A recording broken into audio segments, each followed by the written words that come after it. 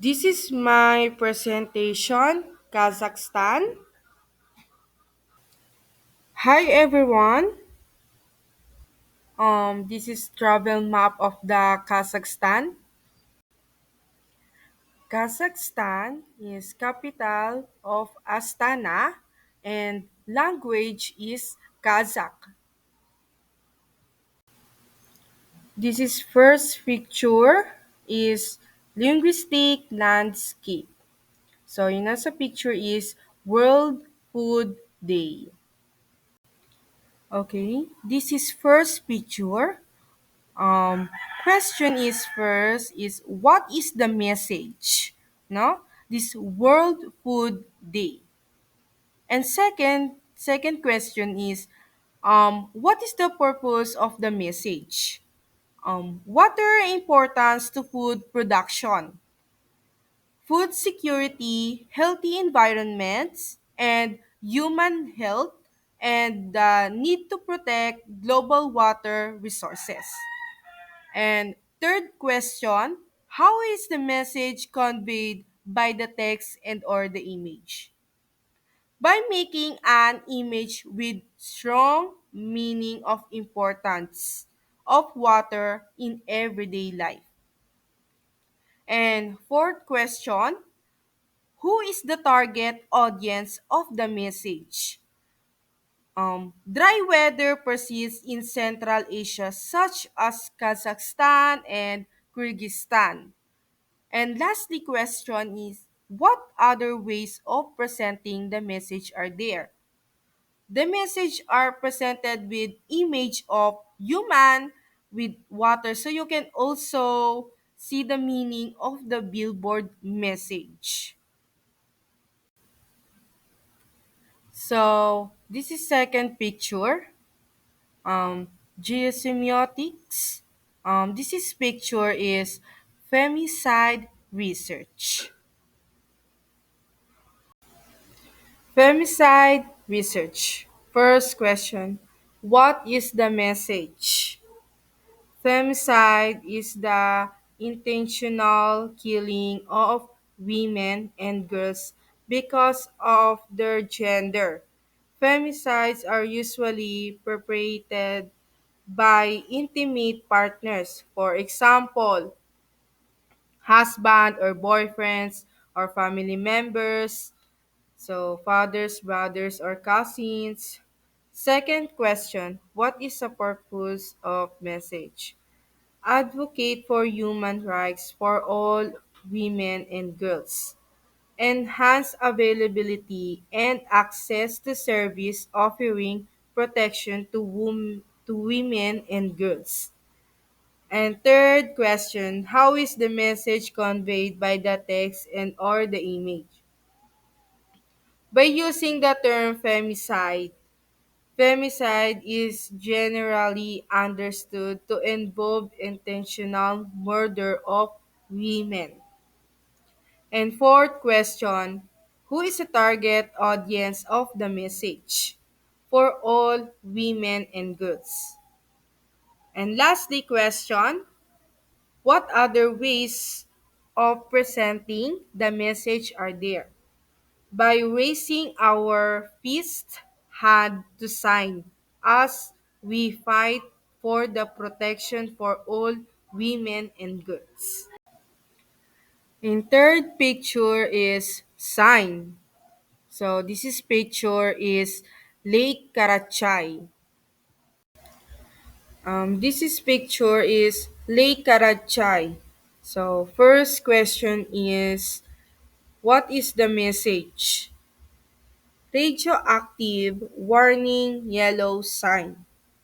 So second picture is what is purpose of the message? To warn people of the potential presence of ionizing radiation and to protect them from exposure like Karachay, also known as Karacha or Karachay, near the border with Kazakhstan. The lake is considered one of the most polluted places on Earth because of the nuclear weapons, and other radioactive waste. And third question, how is the message conveyed by the text or the image? All symbols were interpreted as conveying the message of caution. And fourth question, who is the target audience of the message? All the residents living near the lake. And lastly, five question, what other ways of presenting the message are there?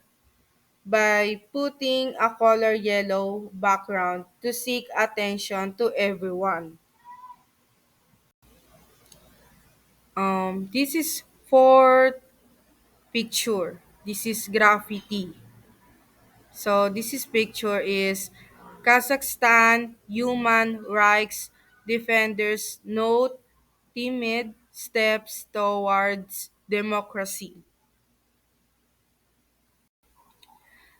This is picture is Kazakhstan human rights defenders note timid steps towards democracy. This is picture is what is the message? The Kazakh authorities are making maximum efforts to maintain control of the media at the same time. The legislation, the law enforcement practice of Kazakhstan in relation to the media and freedom of speech are contrary to international standards. Second question, what is the purpose of the message? To conduct a wide explanatory work among law enforcement officials, journalists, and users of social networks about the balance of rights and restriction on freedom of expression. Third question, how is the message conveyed by the text and or the image? By making an illustration that shows to stop the freedom of speech. And fourth question, who is the target audience of the message? The Republic of Kazakhstan, journalists and the media workers. And lastly question, what other ways of presenting the message are there? Displaying of image showing that someone controls their mouth to speak. And lastly, this is picture is online landscape. So this is picture is Kazakhstan memes. This is picture is Kazakhstan memes. So first question, what is the message? Kazakhstan president proposes reforms to limit his powers. And second question, what is the purpose of the message?